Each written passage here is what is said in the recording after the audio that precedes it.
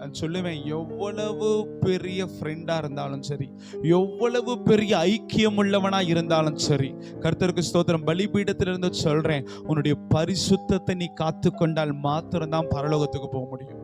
நீ எவ்வளவு தரிசனம் பார்த்தாலும் சரி, கட்டுகளை உடைக்கிற வல்லமை பெற்றாலும் சரி, பிசாசுகளை துரத்துகிற அளவிற்கு அக்கினி கர்த்தர் உன் மூலியமாய் அந்த இடத்துல பரவ விட்டாலும் சரி, இயேசுவினுடைய வலதுகரமாய் நீ இருந்தாலும் சரி, உன்னுடைய வாழ்க்கையில பரிசுத்தம் என்கிறதான அந்த ஆசீர்வாதம் மாத்திரம் இல்லைன்னா கர்த்தர் சொல்லுவார், உங்களை நான் அறியேன்.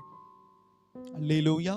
அவர் பிரதான தூதர்களோடு எக்கால சத்தத்தோடு கூட வரும் பொழுது ஆமென், அந்த சத்தம் நம்முடைய காதுல கேட்காது. ஏன் ஆண்டவரே, நான் உங்களுக்காக எவ்வளவு ஊழியம் பண்ணேன், ஏன் ஆண்டவரே உங்களுக்காக எவ்வளவு பிரயாசம் பண்ணேன், எவ்வளவு உழைச்சேன், எவ்வளவு ஓடினேன், எவ்வளவு கொட்டினேன், எவ்வளவு கொடுத்தேன், ஏன் நான் எடுத்துக்கொள்ளப்படல?